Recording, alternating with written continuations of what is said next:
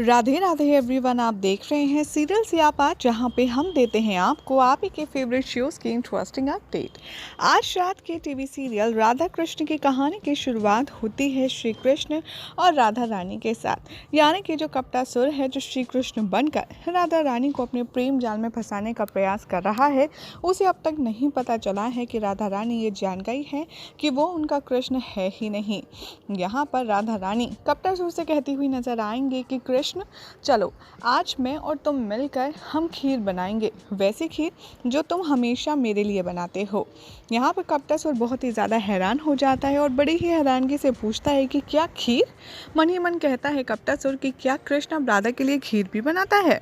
यहाँ पर वो बचने की कोशिश करता है और कहता है कि मैं क्या कह रहा था राधा, मैं तो तुम्हारे लिए हमेशा बनाता ही रहता हूँ। यहाँ पर राधा बहुत ज़्यादा फोर्स करती हैं कपटासुर को और उनकी बातों में कपटासुर फंस ही जाता है। फिर कपटासुर कहता है कि ठीक है राधा, लेकिन मेरी एक शर्त है कि तुम मुझे एक बार पुनः सब कुछ याद दिलाओगी कि खीर कैसे बनाते हैं, और तुम बताते जाना, मैं बनाता जाऊँगा। राधा समझ जाती हैं कि ये कपटासुर की चाल है और उसे अच्छे से पता चल जाता है कि कपटासुर श्री कृष्ण जैसी खीर बना ही नहीं सकता। इसीलिए ये जानते हुए भी राधा कहती हैं कि ठीक है, चलो हम दोनों मिलकर के खीर बनाएंगे। दिखाया जाएगा कि कैलाश में मां पार्वती भी खीर बनाने का सारा प्रयोजन कर रही होती हैं, और लेकिन वो बड़ी ही ज़्यादा उदास होती हैं, जिसे देखकर महादेव कहते हैं कि अरे गौरी, तुम खीर बना रही हो लेकिन तुम इतनी ज़्यादा उदास क्यों हो। गौरी कहती हैं यहाँ पर तो देखिए ना, यहाँ राधा कपटासुर को श्री कृष्ण वाली खीर बनाना सिखा रही है। भला ऐसा क्यों हो रहा है? श्री कृष्ण की और राधा के बीच में ये जो खीर का संबंध है बहुत ही ज़्यादा विशेष है, बहुत ही ज़्यादा टूट है, लेकिन कपटासुर को भी वो ये बता रही हैं बनाना तो ये तो ठीक नहीं है ना।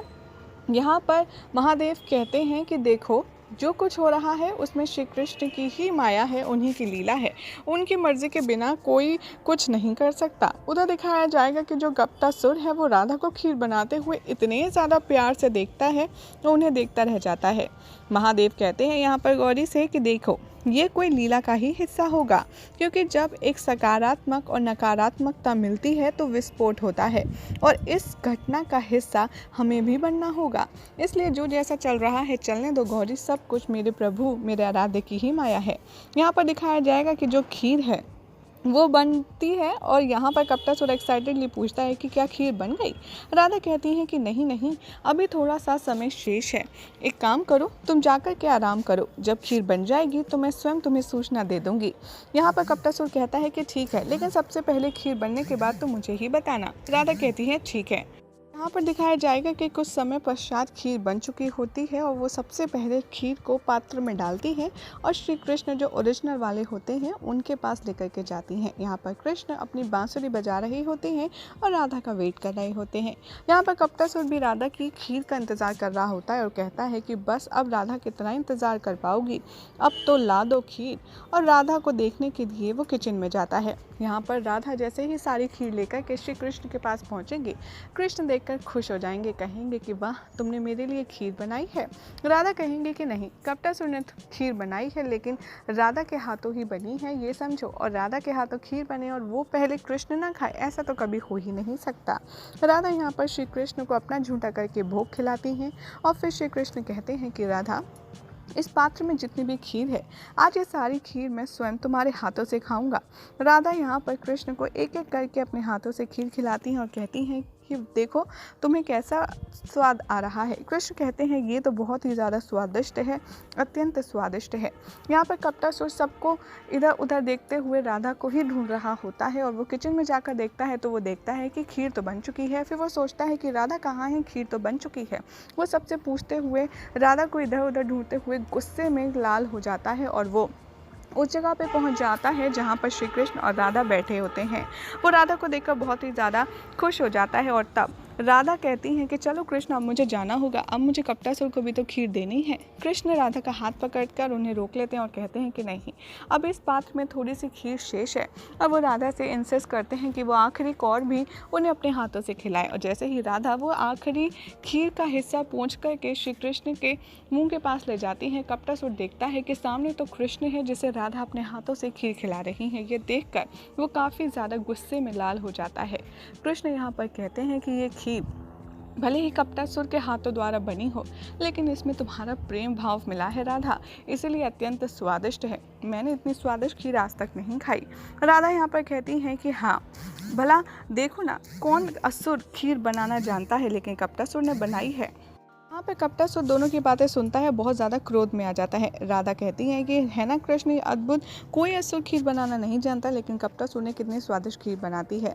राधा यहाँ पर कहती हैं कि वैसे भी प्रेम से खीर बनाना तो सीख ही चुका है कपटासुर, और मुझे यकीन है कि वो प्रेम भी एक ना एक दिन अवश्य सीख जाएगा और वो तुम्हारी तरह बन जाएगा। कपटासुर को लगता है कि राधा उससे प्रेम करना चाहती है, लेकिन श्री कृष्ण रोक रहे हैं और वो गुस्से में कहता हुआ बड़बड़ाता नजर आता है कि अब मैं इस आने वाली पूर्णिमा से पूर्व ही कृष्ण का अंत कर दूंगा, क्योंकि राधा तो मुझसे प्रेम करना चाहती है, लेकिन ये कृष्ण है उसे बार बार रोकता है, उसके मार्ग में बाधा डालता है और उसको भ्रमित करता है। इधर दिखाया जाएगा कि जो कपटासुर है वो गुस्से में आएगा और अपने सारथी से कहेगा कि चलो महाराज शाल्व के महल की ओर। यहाँ पर सारथी कहता है कि शाल्व की नगरी में आप जाएंगे द्वारकाधीश, और वो उसे डांट देता है और कहता है कि जो मैं कह रहा हूँ वो करो। और एक सेवक आकर के बलराम दाऊ को सूचित करता है कि श्री कृष्ण द्वारकाधीश शाल्व की नगरी में जाने का प्रयास कर रहे हैं। बलराम दाऊ सोचते हैं कि भला कान्हा शाल्व की नगरी में क्यों जाएगा, उन्हें डाउट होता है, वो उनको फॉलो करते हैं। यहाँ पर दिखाया जाएगा कि जो शाल्व की नगरी है वहाँ पर जाते ही कपटासुर रथ को रोक देता है पहले ही, और वो अपने आप पैदल चलकर जाता है और उसका पीछा करते हुए बलराम दाऊ भी नजर आते हैं। बलराम दाऊ शाल्व का पीछा करते करते कपटासुर के महल में पहुंच जाते हैं और वहां पर देखते हैं कि जैसे ही इन दोनों की भेंट होती है उससे पूर्व शुक्राचार्य और शाल्व आपस में बात कर रहे होते हैं, जहां पर शुक्राचार्य कहता है कि मैंने तुमसे कहा था ना, वो कपटासुर तुम्हें कपट से छल रहा है, और वैसे भी कपटासुर तुम्हारे लिए राधा के चक्कर में आ गया है और द्वारका में जो तुमने उसे कार्य करने के लिए भेजा था वो उससे भटक गया है। तभी वहाँ पर कपटासुर आ जाता है और शाल्व से कहता है कि महाराज, मैं आपका सेवक हूँ, मैं आपसे कभी भी धोखेबाजी नहीं कर सकता। उसकी तारीफ करता है। शाल्व ये देखकर उसे गले लगाता है और जैसे ही गले लगाता है वो उसके पीठ में छुरा घोंप देता है और यहाँ पर कपटासुर ज़मीन पर गिर जाता है और उसके घाव हो जाता है। यही हो जाएगा आज रात के एपिसोड का एंड। जिसके बाद कल क्या होगा आपको बताएंगे नेक्स्ट रिपोर्ट में, और ऐसे ही मज़ेदार अपडेट्स के लिए चैनल को सब्सक्राइब करें और इस वीडियो को लाइक शेयर करना बिल्कुल भी ना भूलें।